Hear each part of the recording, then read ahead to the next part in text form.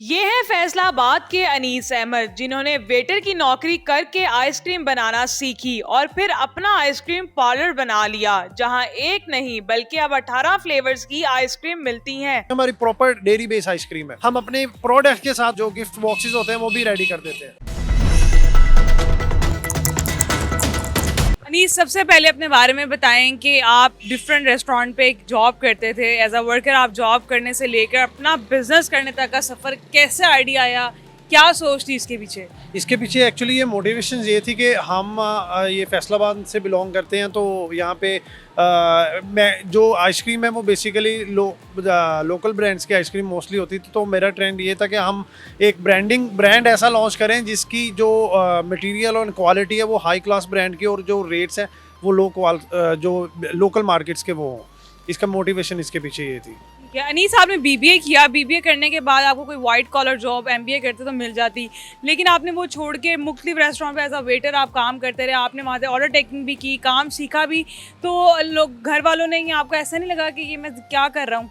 नहीं, स्टार्टिंग पे तो बहुत सारा मतलब इश्यूज होते हैं घर की तरफ से भी और वैसे भी, लेकिन आपको अपना जो पाथ होता है वो स्ट्रेट रखना होता है आपको। एक्चुअली मेरी जो इसके पीछे बैक एंड फोर्स थी ना, वो यही थी कि हम अपना खुद से कुछ लर्न करना चाहते हैं और हम एक खुद की कंपनी बिल्डअप करना चाहते हैं या खुद का एक ब्रांड लॉन्च करना चाहते हैं। तो इसके पीछे यही था। तो देन मैंने मुख्तलिफ रेस्टोरेंट्स में, मुख्तलिफ कैफ़ेज़ में, और यहाँ के काफ़ी फेमस आइसक्रीम पार्लर्स हैं जैसे चागी हो गया और दूसरे इंटरनेशनल ब्रांड्स हैं, सेकंड कप हो गया, कैफ़े जिनेवा हो गया, और यहाँ पे काफ़ी एक दो रेस्टोरेंट्स और हैं, उनकी भी हमने ओपनिंग करवाई थी। तो ये मतलब ये एक पूरी एक जर्नी होती है इसके पीछे ना। आपको मतलब अपना जो होता है, अपना जो एम्स होते हैं, आपको उसको लेके चलना होता है, बजाय इसके कि हम किसी की जॉब जो करते हैं तो जॉब के लिए भी तो हम एक स्ट्रगल होती है ना, 5 साल या 10 साल की स्ट्रगल होती है। एट द एंड हम इस पॉइंट पे देखते हैं कि कल को हमें कंपनी फायर कर दी, किसी भी इशू से हम निकल जाएंगे तो हमारे पास कुछ नहीं बचेगा। तो इसीलिए मेरे पास यही था कि यार यही चॉइस थी कि मैं अपना ही करूँगा जब भी करूँगा। तो लर्न मैंने ज़रूर मार्केटिंग से किया, मैंने मतलब लोकल मार्केट से ज़रूर लर्न के सीखा ज़रूर। और ये बहुत ज़रूरी होता है आपकी लाइफ के लिए कि आप सीखते हैं चीज़ों को। सीख के जब आप करते हैं ना, देन आप किसी भी फील्ड में आप आप मार नहीं खाते किसी भी जगह पे। ठीक है अनीस, आपने मुख्तलिफ रेस्टोरेंट में जब काम किया तो मुझे बताएं वो आप क्या काम करते थे, और ऑर्डर टेकिंग का भी काम आपने किया। आप आइसक्रीम बनाना वहाँ पे सीखते थे। सीखने के बाद कितने साल हो गए आपको अपना सेटअप स्टार्ट किए हुए? एक्चुअली मुझे इस सेटअप को स्टार्टअप किए हुए तकरीबन 3 साल हो गए हैं। और सीखने का प्रोसेस ये है, देखें जी, सीखने का कोई किसी भी फील्ड में आपका प्रोसेस होता है ना, वो बहुत टफ होता है। आपको देखने में चीज़ें बहुत सिंपल सी लगती हैं कि ये आपने लगा लिया, लेकिन ऐसा नहीं होता। सीन ये है कि आपको जब जो मेरे पीछे जो मैंने जिस तरह से लर्न किया, मैंने as a order taking startup किया था, क्योंकि कोई किसी भी सेटअप पे आप फर्स्ट हैंड पे तो अच्छी पोस्ट पे नहीं जाते। तो देन उन्होंने मतलब ऑर्डर टेकिंग भी किया, मतलब सफाई वगैरह भी किया, क्लीनिंग भी किया, वॉशिंग भी किया, हर जगह पे हर जिस तरह का काम मिलता था हम करते थे। हम कहते थे कि भाई हमें जितनी भी सैलरी मिल जाए नो इशू, लेकिन एट द एंड हम एक पॉइंट पे पहुंचेंगे, हम सीखेंगे ज़रूर। हम गिरेंगे, हम थकेंगे, हम सब कुछ होगा हमारे साथ, लेकिन एटलीस्ट हम सीख के तो निकलेंगे ना। जब कल को सीख के निकलेंगे तो हम जब किसी प्रैक्टिकल फील्ड में जाएंगे, जब अपना स्टार्टअप करेंगे तो हम मार नहीं खाएंगे उस जगह पे ना। तो यही सीन था इसका। और जो मैंने सीखा था, ज़ारी बात है, जब आप फील्ड में करते हैं आपको डिफरेंट टाइप्स के उस्ताद भी मिलते हैं, टीचर्स भी मिलते हैं, और आपको लोग भी मिलते हैं, तो कुछ ना कुछ आपके पीछे इनकरेज होती है। तो लोग आपको हल्का मोटिवेट भी करते हैं, कहीं पे आपको डीमोटिवेशंस भी होती हैं, लेकिन आपने हमेशा पॉजिटिव पॉइंट्स को सामने रखते हुए अपना जो कैरियर होता है वो कैरी ऑन करना होता है। आपको कितने लोगों ने डीमोटिवेट किया, मुझे ये बताएं। देखें, आज मैं जो कुछ भी हूँ शायद वो डीमोटिवेशन की वजह से हूँ। वो एक्चुअली अगर वो लोग डीमोटिवेट ना करते तो शायद हम आज यहाँ भी ना होते।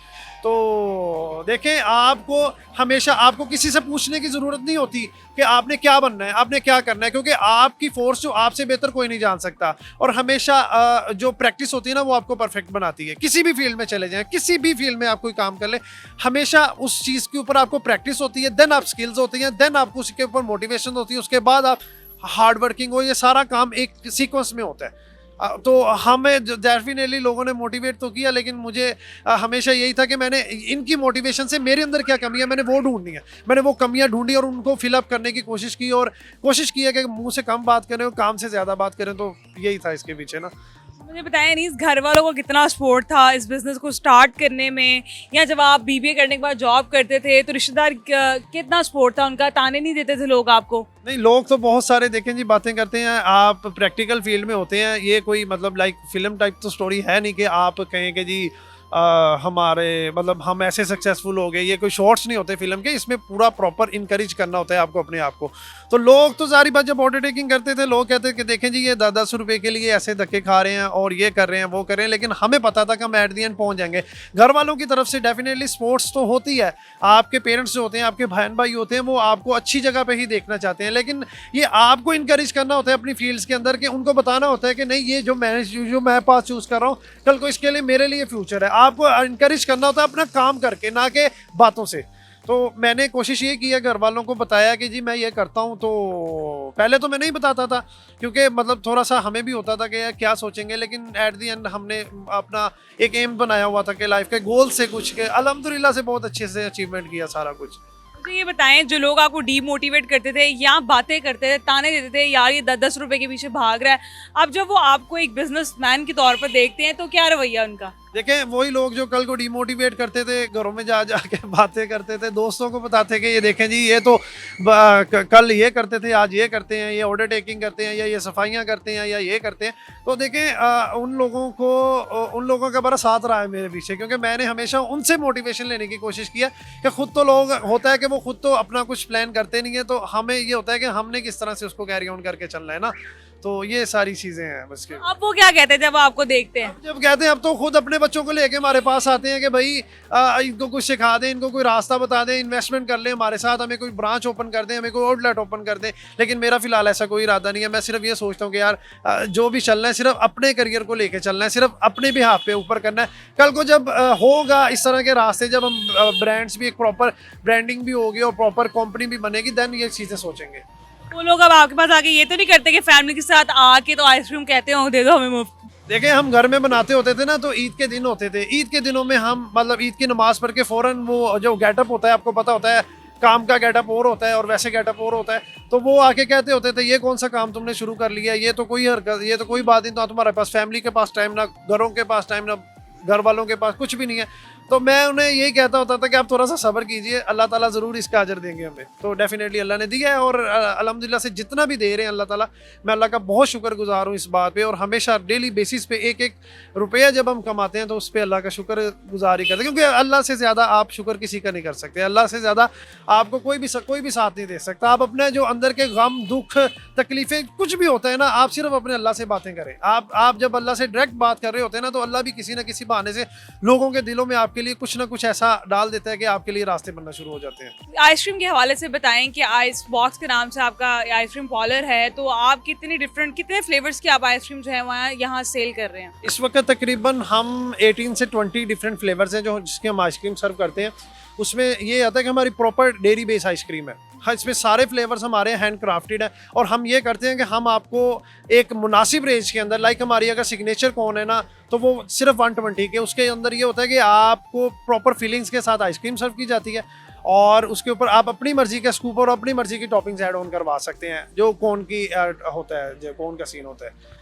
इस आइसक्रीम के अलावा आप क्या क्या सेल कर रहे हैं? आइसक्रीम के अलावा हम डिज़र्ट सेल करते हैं, कस्टमाइज केक सेल करते हैं, हम कस्टमाइज बॉक्सेस, गिफ्ट बॉक्सेस और इस तरह की जो चीज़ें जो हमारी फील्ड से रेलिवेंट करती हैं हम वो सारा सेल करते हैं। बेसिकली हमारी आइसक्रीम है और देन हमारे पास डिज़र्ट्स आते हैं जिसमें ब्राउनीज विद आइसक्रीम आ जाती हैं, संडेज आ जाते हैं और देन कस्टमाइज केक आ जाते हैं। बेसिकली हमारे पास ये होता है। हमारे पास बहुत सारे ऑर्डर्स होते हैं जो ऑनलाइन गिफ्टिंग होती है, जैसे हम अपने प्रोडक्ट के साथ ऑनलाइन गिफ्टिंग भी जो गिफ्ट बॉक्सेस होते हैं वो भी रेडी कर देते हैं। ठीक है अनीस, ये जब आइसक्रीम का आपने काम स्टार्ट किया तो आपको आइसक्रीम की बनाने का ख्याल क्यों आया, किसी और खाने की तरफ आप क्यों नहीं गए?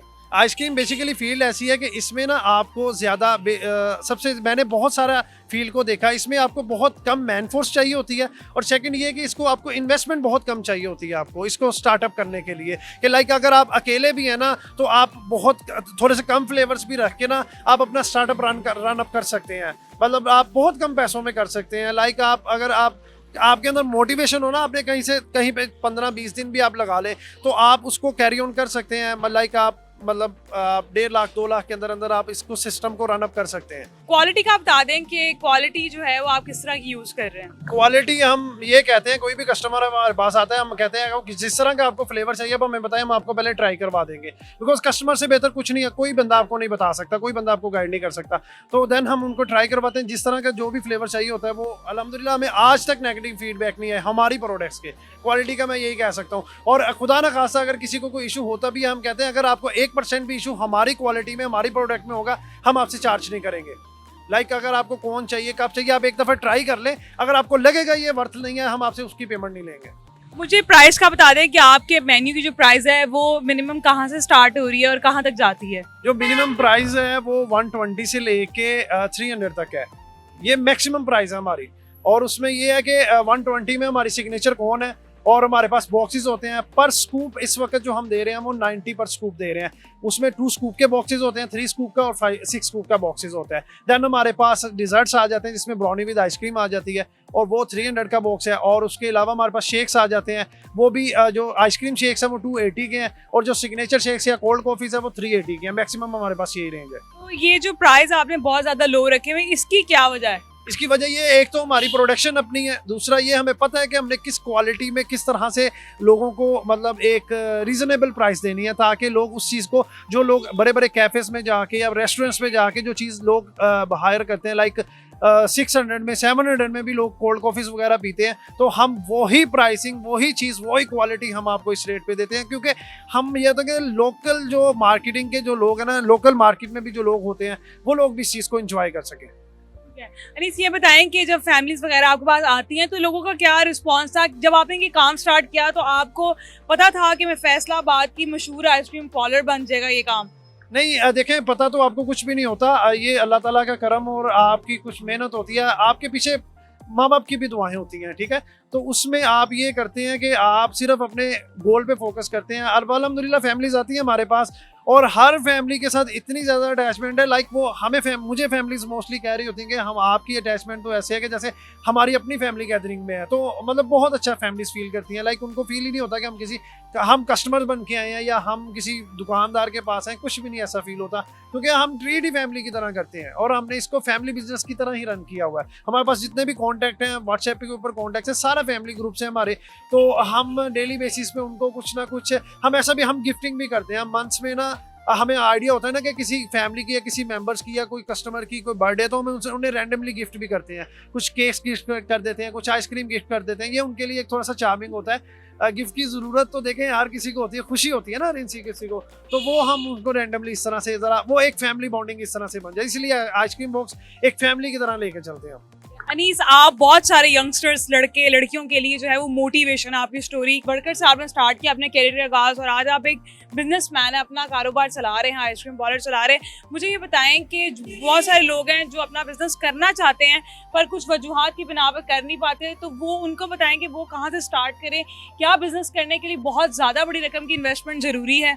बिजनेस के लिए रकम की मेरी ज़रूरत मेरे ख्याल से बहुत बाद में होती है। सबसे पहले आपके अंदर एक बिजनेसमैन होता है, आप उसको मतलब स्किल्स डेवलप करनी होती है अपने अंदर। किसी भी फील्ड में आप जाएं, आपको पहले अपने जो उस्ताद लोग हैं ना उनके आपको उनके पीछे रहना पड़ता है, आपको सीखना पड़ता है कि आपने कौन कौन सी चीज़ों को सीखने की ज़रूरत है। जब आप एक स्किल्ड वर्कर हो जाते हैं आपको खुद अंदाज़ा हो जाता है, कर करके प्रैक्टिस कर करके आप इतने परफेक्ट हो जाते हैं कि लोग आपको कहना शुरू हो जाते हैं यार आप वाकई परफेक्ट। जब लोग आपको कहना शुरू हो जाएंगे आप परफेक्ट है तो आप बिजनेस कर सकते हैं। दैट बिजनेस के लिए आपको मैनेजमेंट चाहिए होती है, वो मैनेजमेंट आप क्या कहते हैं लोगों से सीखते हैं जहाँ पे आप काम कर रहे होते हैं ना।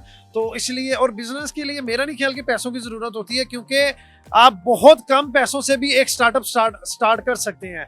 और बहुत सारे लोगों के इश्यूज होते हैं कि हमने फैमिली को भी सपोर्ट करना होता है। फैमिली के साथ साथ देखें हम जॉब कर रहे हैं, हम जॉब छोड़ देंगे तो बिजनेस चले ना चले ये क्या होगा। तो मैं सिर्फ ये सोचता हूँ अगर मैं उस पोजीशन पे होता तो मैं भी यही करता कि मैं अपना कोई स्टार्टअप करता शाम के टाइम ना। लाइक पहले मैं उस फील्ड में जाता जिस फील्ड में मैंने कुछ करना है। ये नहीं कि सुबह के टाइम मैं किसी ऐसे ऑफिस में या कोई मार्केटिंग की जॉब कर रहा हूँ और शाम के टाइम मैं कह दूंगी जी मुझे इस फील्ड में आना है, ऐसा नहीं। मैं उस फील्ड में बिजनेस करूँ जिस फील्ड में मैं सुबह के टाइम भी काम करता हूँ या पार्ट टाइम में भी जिस फील्ड में मैं काम करता हूँ। लाइक अगर मेरी बिजनेस की फील्ड है ना, मैं बीबीए की डिग्री कर रहा हूँ, तो मुझे एक बिजनेस ऐसा चूज करना है जो मुझे फ्यूचर में करना है, तो उसी के ऊपर मैं काम करूंगा।